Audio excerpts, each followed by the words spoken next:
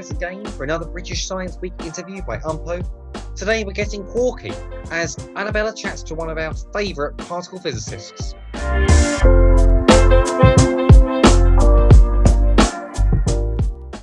Hi, my name is Annabella Allen. I'm a third-year undergraduate student at the University of Manchester studying physics. And with me today is Yvonne Peters. I'm Professor of Particle Physics in, well, obviously the Particle Physics group, working on experimental particle physics, mainly on the Atlas experiments. Cool. Do you think you could give us a short definition or a summary kind of what particle physics actually is?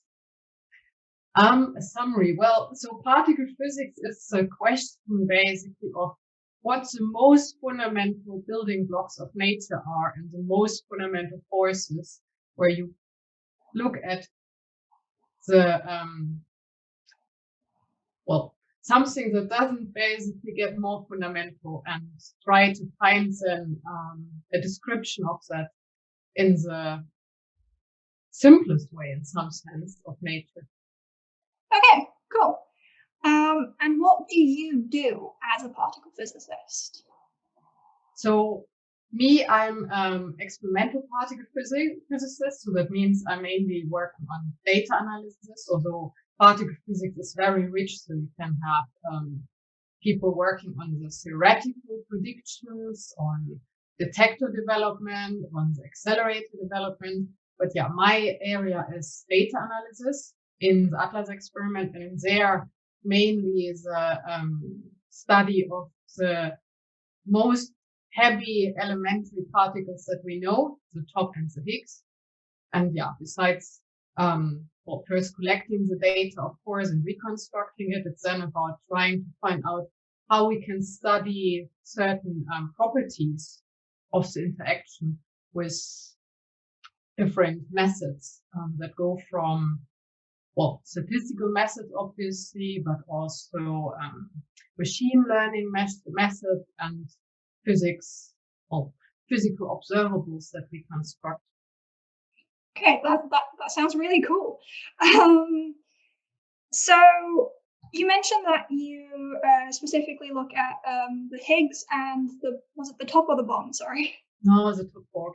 The top quark. Okay. So why are we interested in these? Why do we conduct research into these? Or why do you conduct research into these? So the overarching reason is not just limited to the top and the Higgs, but it's all about particle physics, which is we have a certain model to describe nature with like these building blocks of nature and fundamental interactions.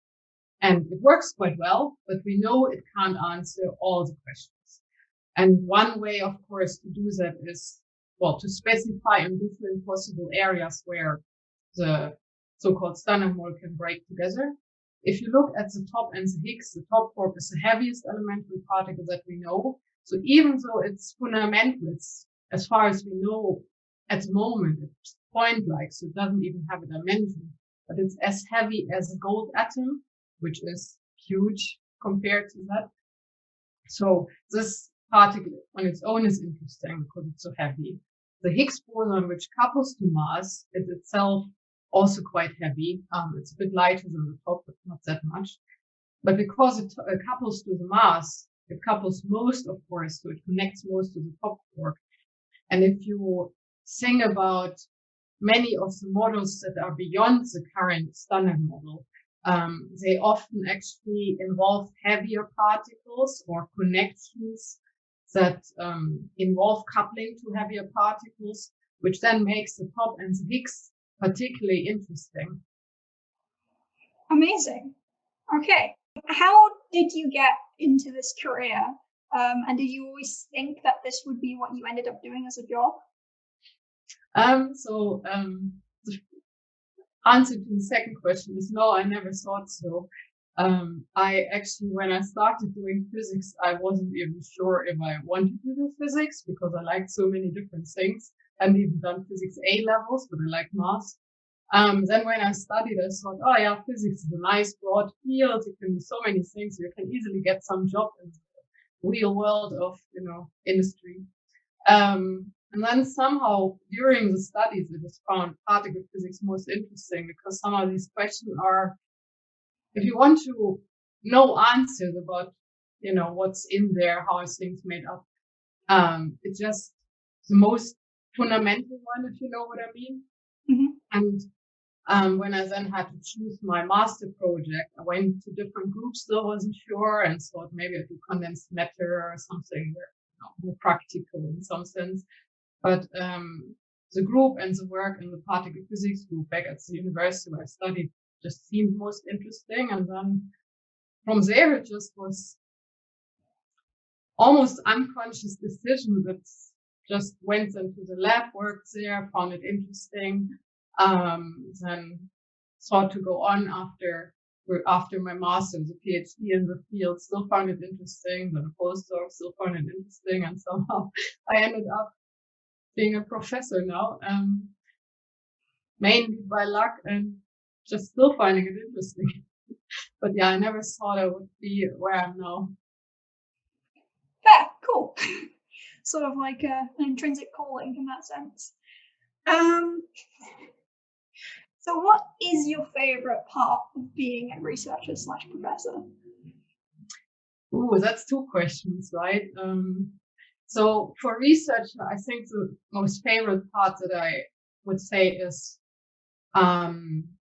you work with a lot of different people from different backgrounds, different countries, and you all have this one goal together. So like solving a certain question together, which besides the topic, of course, itself being interesting is a quite amazing way to work. If you know what I mean. It's just you first go into this, your little area or whatever of people and culture, and then you interact with many people from different areas and learn how to work together. As a professor, I think it changes then a bit because you're doing, besides research, of course, also teaching. And I think there it's more than, seeing like people that are in the same situation that you were some years ago, to just also develop the same interest and working, for example, then with your PhD students who just become researchers.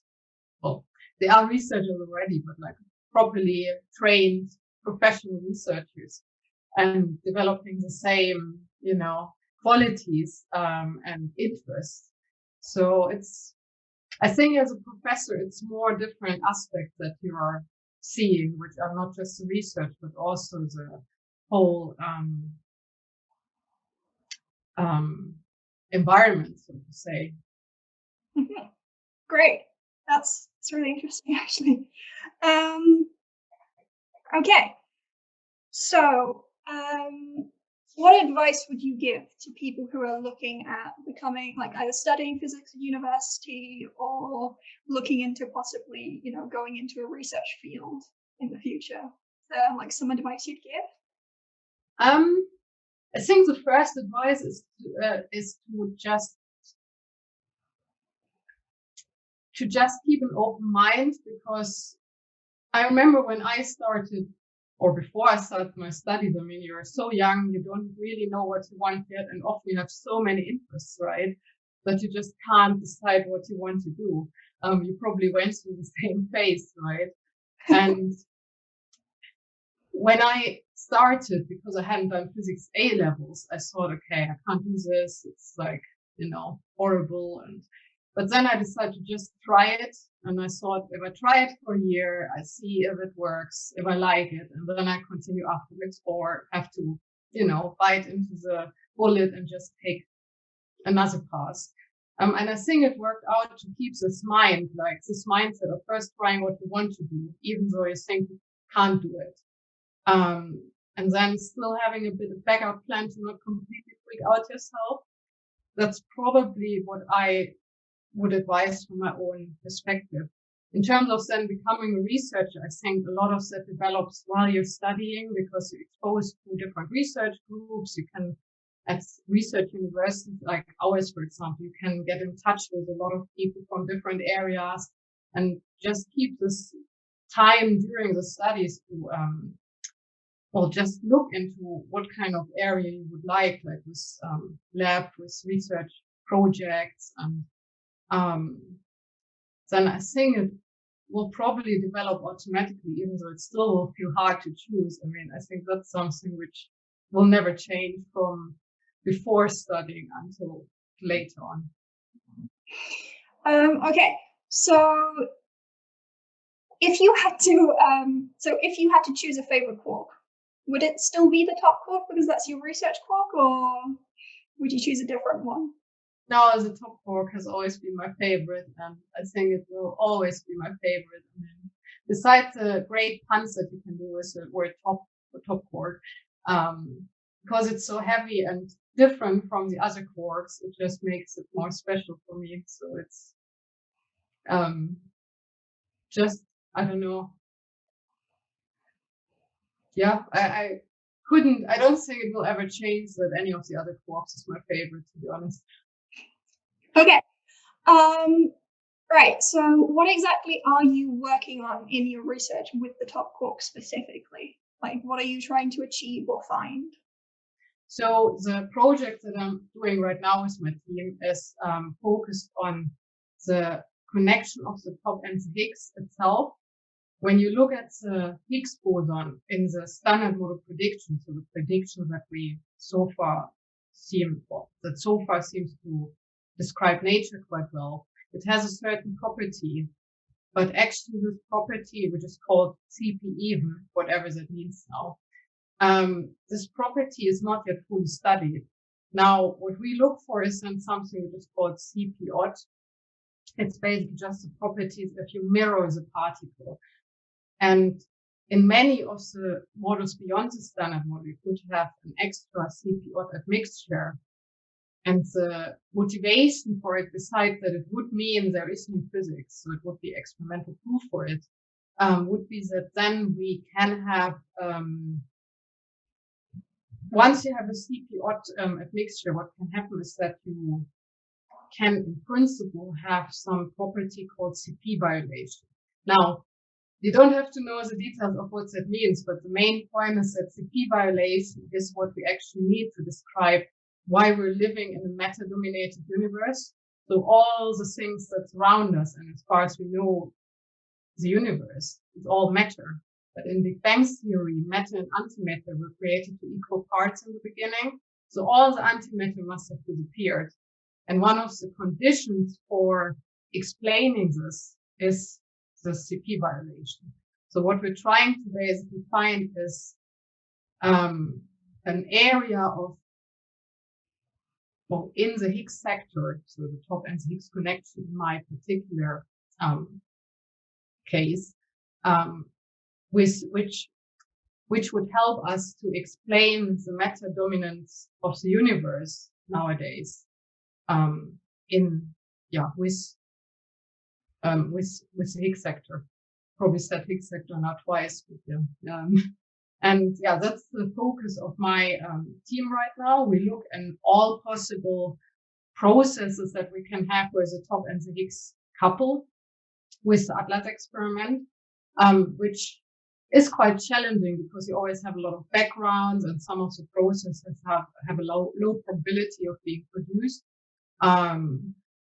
But it's also quite interesting because you have to really know your events and can make some very complicated observables, well, complicated but also fun, and then try to see if you see any signs of these non-standard model Higgs bosons in there. Oh, fascinating. It's probably a very long answer now. It's really interesting. How do you create these interactions that you study? Like, could you go in a bit more detail of what the Atlas experiment actually is?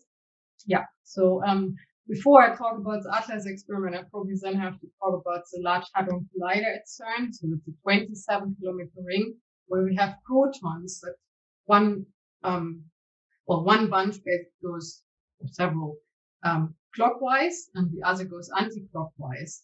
And they interact, so they collide in the middle of experiments like the Atlas experiment. Now, when they collide, they are close to the speed of light, these protons, which means they have so much energy that can then, with Einstein, E equals mc squared, be transformed into mass, so massive new fundamental particles can be created. Atlas itself is then a little bit like a digital camera, so a little bit like our phones, just bigger and more, more evolved, I would say, but the principle is still the same. So you have these interactions, and each particle that is created has certain properties, like it has electric charge that you can track with things like, it's a little bit like diodes, these trackers. Then you have particles that have a have a certain mass or have a certain energy, which you can measure in calorimeters. And with a certain layer structure, so tracker, calorimeter, and then we have muon chambers where the heavier siblings of the electron can be detected with. We can track these different electronic signals and afterwards reconstruct what kind of particles were produced in these interactions. And from the properties of these particles that we have in one interaction, we can then reconstruct what process it most likely has been. So top quarks, for example, do not live long enough to detect them directly, but we see the decay products.